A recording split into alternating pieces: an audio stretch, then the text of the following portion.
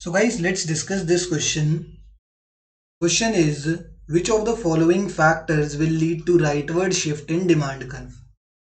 Rightward shift मतलब क्या है?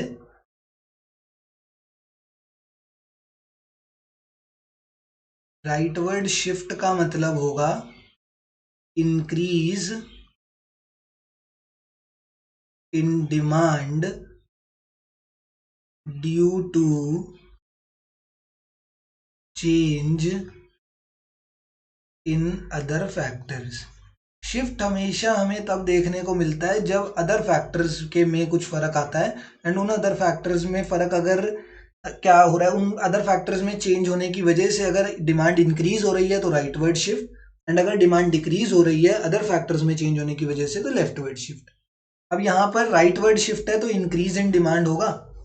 इंक्रीज इन डिमांड इन सब केसेस में देखते हैं कब होगा, तो increase in income in case of inferior good.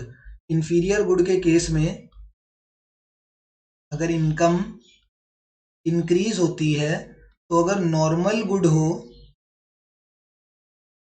Normal good की डिमांड तो इंक्रीज हो जाती है, बट इसी केस में इंफीरियर गुड की डिमांड क्या हो जाती है? इंफीरियर गुड की डिमांड डिक्रीज हो जाती है इसी सेम केस में। तो जब इंफीरियर गुड की डिमांड तो डिक्रीज हो रही है तो राइटवर्ड शिफ्ट कैसे होगा? तो ये तो गलत है।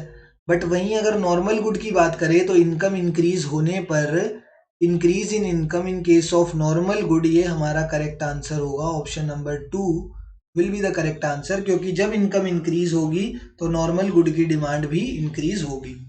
अब जो थोड़े से बच्चे हैं जिनके दिमाग में एक चीज आई होगी, जो पढ़ने वाले बच्चे हैं, वो सोच रहे होंगे कि चलो डिक्रीज इन पॉपुलेशन हुआ है ना, डिक्रीज इन पॉपुलेशन की वजह से तो हमारी जो डिमांड है वो लेफ्टवर्ड शिफ्ट हो जाएगी और इंक्रीज इन पॉपुलेशन की वजह से राइटवर्ड शिफ्ट हो जाएगी। क्योंकि जितना ज्यादा, हमने एक और फैक्टर पढ़ा था ना, नंबर ऑफ, हमने नंबर ऑफ बायर्स का भी एक फैक्टर पढ़ा था।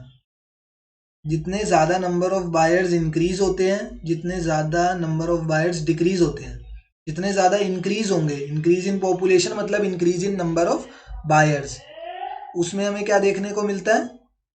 राइटवर्ड देखने को मिलता है। एंड जितना बायर्स डिक्रीज होंगे उतने में हमें लेफ्टवर्ड शिफ्ट देखने को मिलता है। और डिक्रीज, इसमें इंक्रीज इन डिमांड होता है एंड इसमें डिक्रीज इन डिमांड होता है। बट ये यहाँ पर अप्लाई नहीं करेगा, यही मैंने यहाँ पर तुम्हें दिया है। क्योंकि एक चीज ध्यान से समझना, जब पेपर में भी ये आ जाए, वैसे पेपर में जनरली देते नहीं है,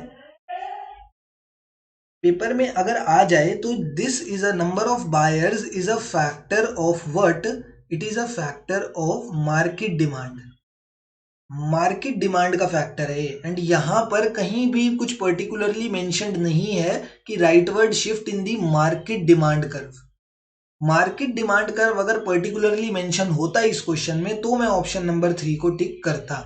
यहां पर मार्केट डिमांड मेंशन नहीं था तो मैंने क्वेश्चन में क्या मान लिया कि ये इंडिविजुअल डिमांड के लिए ही है।